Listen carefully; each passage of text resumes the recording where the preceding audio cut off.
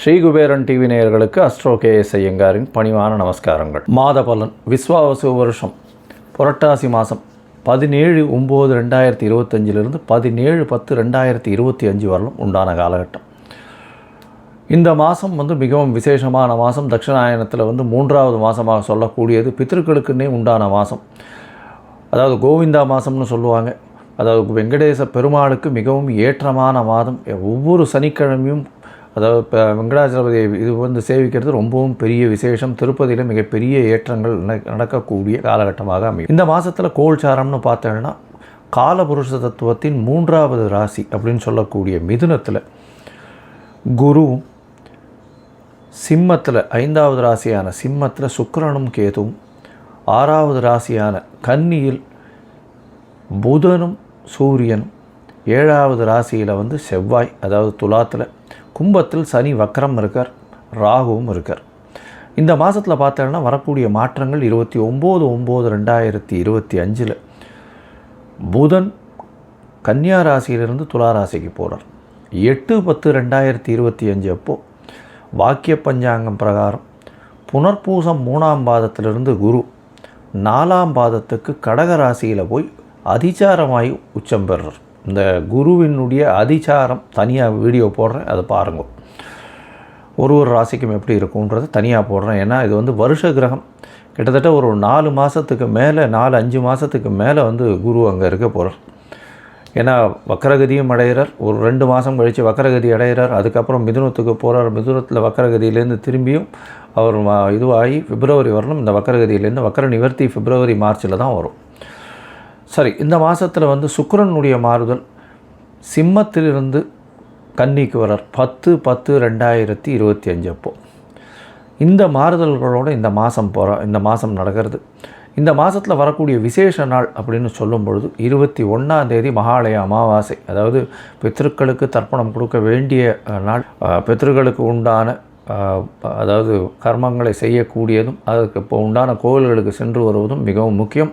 அன்றைக்கி பித்தர்களுக்கு உண்டான விஷயங்களை மட்டும்தான் செய்ய வேண்டும். புதுசாக ஆரம்பிக்கிறோம், ஏதாவது ஒரு வியாபாரம் ஆரம்பிக்கிறது, படிப்பு ஆரம்பிக்கிறது, அந்த மாதிரியெல்லாம் பண்ணக்கூடாது. அன்றைக்கி பித்தர்களுக்குன்னு சொல்லக்கூடிய நாட்கள். அதனால் அதற்குண்டான விஷயங்களை மட்டும்தான் செய்ய வேண்டும்.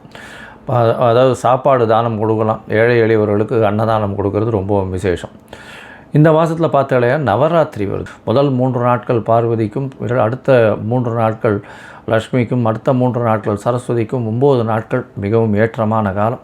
கடைசி 9வது நாள் சரஸ்வதி பூஜை, அதாவது ஆயுத பூஜை இதெல்லாம் வரும். அது அதாவது 1/10/2025 அன்றைக்கி சரஸ்வதி பூஜை, ஆயுத பூஜை சொல்லுவாங்க. விஜயதசமி எல்லாவற்றிலும் வெற்றி கிடைக்கக்கூடிய நாள் அப்படின்னு சொல்லக்கூடியது. அன்றைக்கி புதிதான விஷயங்களை ஆரம்பிப்பது ரொம்பவும் நல்லது. அந்த வெற்றி கிடைக்கக்கூடிய நாள் 2/10/2025. புதுசாக எந்த ஒரு விஷயத்தையும் தொடங்கிறதுக்கு ஆரம்பிக்கிறதுக்கு ஏற்ற நாள். இதை தவிர பார்த்தாலேனால் 2/10 அன்றைக்கி அக்டோபர் 2 சொல்லக்கூடியது காந்தி ஜெயந்தி. மேஷம் முதல் மீனம் வரை ஒரு ராசிக்கா என்ன மாதிரியான ஏற்றங்கள், என்னென்ன விசேஷங்கள், மாற்றங்கள் இருக்குது அப்படின்றத மீனம் பூரட்டாதி உத்திரட்டாதி ரேவதி இந்த 3 நட்சத்திரம் 9 பாதங்களை கொண்ட ராசி. ராசியின் அதிபதினு சொல்லக்கூடியவர் குரு. இவ்வளவு நாளாக மீனராசிக்கு பார்த்தால்னா ஒரு பெரிய பின்னடைவுன்னா உடல் நலத்தில் சற்று பின்னடைவு இருந்திருக்கும். ஏன்னா ராசிக்கு 12ஆம் இடத்துல சனி, 7 சனி நடந்துட்டுருக்கு. ராகுவும் 12ஆம் இடத்துல. தேவையற்ற செலவுகள்லாம் கொஞ்சம் அதிகமாக இருந்துட்டுருக்கு. இப்போ பார்த்தேன்னா அதாவது இவ்வளோ நாளாக சுப செலவுகள் நடந்துட்டுருக்கும், உடல் நலத்தில் பின்னடைவு இருந்திருக்கும். ஆனால் இப்போ செலவுகள் தேவையற்ற செலவுகள் இருக்கும். வெளிநாடு, வெளியூர், வெளிமாநிலம் பிரயாணங்கள்லாமும் இருக்கும். ஏன்னா குரு 8/10/2025 அன்றைக்கி மாறுறார். இந்த மாற்றம் பெரிய ஏற்றத்தை கொடுக்கக்கூடிய காலகட்டம் இருந்தாலும் அதாவது மீனராசிக்காரர்களுக்கு உடல் நலத்தில் நல்ல ஒரு ஏற்றம் இருக்கும். ஆனால் பார்த்தலையானால் 12ஆம் இடத்துல சனி இருக்கிறதுனால நிச்சயமான பிரச்சனைகளை கொடுக்கக்கூடிய காலகட்டமாக அமைய போகிறது. அது தவிர பார்த்தோம்னா உங்களுடைய ராசிக்கு 6ஆம் இடத்துல கேது இருக்கார், சுக்கிரன் இருக்கார், 8ஆம் அதிபதி 6ஆம் இடத்துல இருக்கார். இது அந்த அளவு விசேஷத்தை கொடுக்காது. சூரியன் 6ஆம் அதிபதி 7ஆம் இடத்துல, 7ஆம் அதிபதி ஆட்சி பெற்று போய் உச்சம் பெற்று போய் இருக்கிறது. இதன் மூலியமாக எதிர்பாலினத்தவரோட சிறு சிறு தொல்லைகள் வரும். அதை தவிர பார்த்தோம்னா கணவன் மனைவிக்குள்ளே அந்யோன்யம் கம்மியாகக்கூடிய வாய்ப்புகள் மிகவும் அதிகம். ஏன்னா 2ஆம் அதிபதினு சொல்லக்கூடிய குடும்பஸ்தான அதிபதியான செவ்வாய் 8ஆம் இடத்துல போயிருக்கிறது அந்த அளவு விசேஷத்தை கொடுக்காது. பிரச்சனைகள் நிச்சயமாக வரும். மீனராசிக்காரர்கள் அதுவும் உத்திரட்டாதி நட்சத்திரக்காரர்கள்லாம் கொஞ்சம் ஜாகிரதையாக இருக்கிறது ரொம்பவுமே நல்லது. பேச்சில் ரொம்ப கவனமாக இருக்கும். ஏன்னா செவ்வாயினுடைய பார்வை நிச்சயமாக கடுமையான பேச்சை கொடுக்கக்கூடிய வாய்ப்புகள் மிகவும் அதிகம். ஏன்னா செவ்வாயையும் சுபகிரகங்கள் பார்க்கல, அதே மாதிரி 2ஆம் இடம்னு சொல்லக்கூடிய மேஷத்தையும் சுபகிரகங்கள் பார்க்கலை. அதனால் கண்டிப்பாக பிரச்சனைகள் வரக்கூடிய வாய்ப்புகள் உண்டு. பொதுவாகவே இந்த மாத பலன்கள் அப்படின்னு சொல்லக்கூடியது, அதாவது விஸ்வாவசு வருஷம் புரட்டாசி மாதம் 17/9/2025 17/10/2025 வரலும் உண்டான காலம். இந்த காலகட்டத்தில் பார்த்தேனால் இந்த புரட்டாசி மாதத்தில் பொதுவாகவே பார்க்கும்பொழுது மாத கிரகங்கள்னு சொல்லக்கூடிய சூரியன், செவ்வாய், புதன் மற்றும் சுக்கிரனுடைய மாற்றங்களை வச்சு தான் பலன்களை சொல்லுவோம்.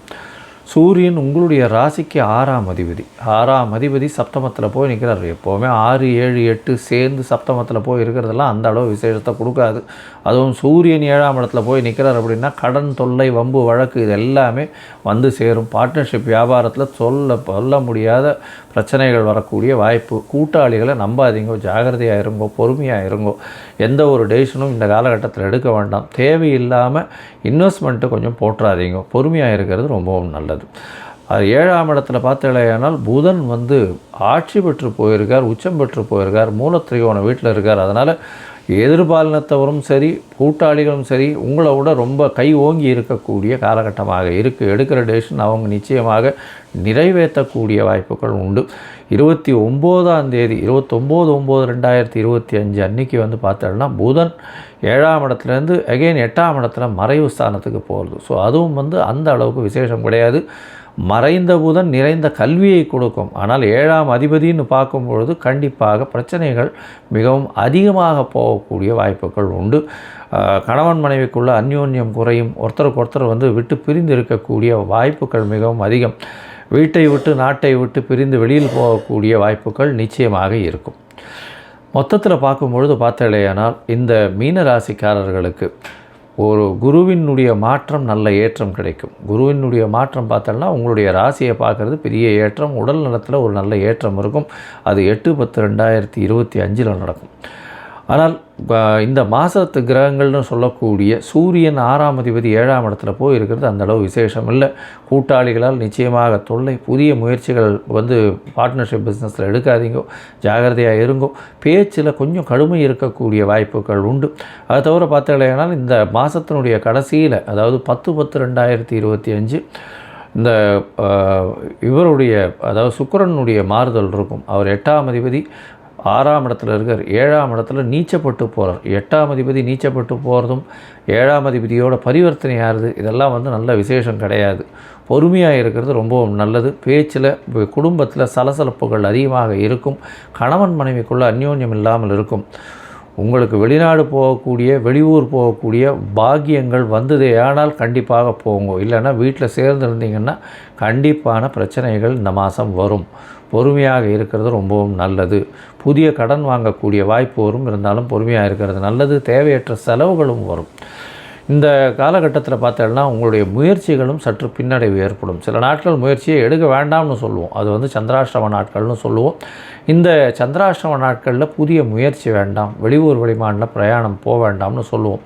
ஒருவேளை போக வேண்டி வந்ததேயானால் சந்திரனுக்கு உண்டான எளிய பரிகாரம் அப்படின்னு சொல்லக்கூடியது, குளத்தில் அருகில் இருக்கக்கூடிய ஒரு குளத்துலேருந்து அல்லிப்பூ கொண்டு போய் சிவன் கோவிலில் கொடுத்துட்டு போவோம். சந்திராஷ்டமத்தின் தாக்கம் குறையும். சரி, இந்த சந்திராஷ்டமம் எந்தெந்த நாளைக்கு வருது உங்களுக்கு அப்படின்னு பார்த்தேன்னா 23/9/2025 26/9/2025 வரலும் உண்டான நாட்கள் சந்திராஷ்டம நாட்கள். இதில் புதுசாக முயற்சிகள்லாம் எடுக்காதீங்க, பொறுமையாக இருங்க. இந்த மீனராசிக்காரர்கள் கடல் வாணிபம் செய்பவர்கள், அதை தவிர கடல் பிராணிகள் வச்சு வியாபாரம் பண்ணுறவங்க, அதை தவிர இம்போர்ட் எக்ஸ்போர்ட் பிஸ்னஸ் பண்ணுறவங்க, அதை தவிர தங்கம் இந்த மாதிரியான வியாபாரம் பண்ணுறவங்க, டீச்சர்ஸு, ப்ரொஃபஸர்ஸு, அதை தவிர இந்த எஜுகேஷ்னல் ஆப்ஸு அதெல்லாம் விற்கிறவங்க, இவங்களுக்கெல்லாம் சற்று பின்னடைவு இருக்கும். இந்த காலகட்டத்தில் கொஞ்சம் ஜாகிரதையாக இருக்கும். அடிஷ்னலாக இன்வெஸ்ட்மெண்ட்டு போட வேண்டியிருக்கும். கல்வி கூடங்கள் நடத்துகிறவங்க, இவங்களுக்கெல்லாம் கொஞ்சம் தொல்லைகள் இருக்கக்கூடிய வாய்ப்பு உண்டு. இந்த மாதத்தில் நீங்கள் நாமக்கல்லில் போய் நரசிம்மரை சேவிச்சுட்டு வாங்க, ஆஞ்சநேயரையும் சேவிச்சுட்டு வாங்க. அதாவது இது ரெண்டுத்தையும் பண்ணிட்டு வந்தேடையானால் உங்களுக்கு எல்லா விதமான ஏற்றமும் உங்களுடைய வாழ்வில் மிகப்பெரிய மாற்றமும் நிச்சயமாக வந்து சேரும். ஸ்ரீ குபேரன் டிவியை பார்த்தமைக்கு நன்றிகள். மேலும் இது போன்ற தகவல்களை தெரிந்து கொள்ள ஸ்ரீ குபேரன் டிவியை சப்ஸ்கிரைப் செய்யுங்கள். மறக்காமல் பெல் ஐக்கானை கிளிக் செய்யுங்கள்.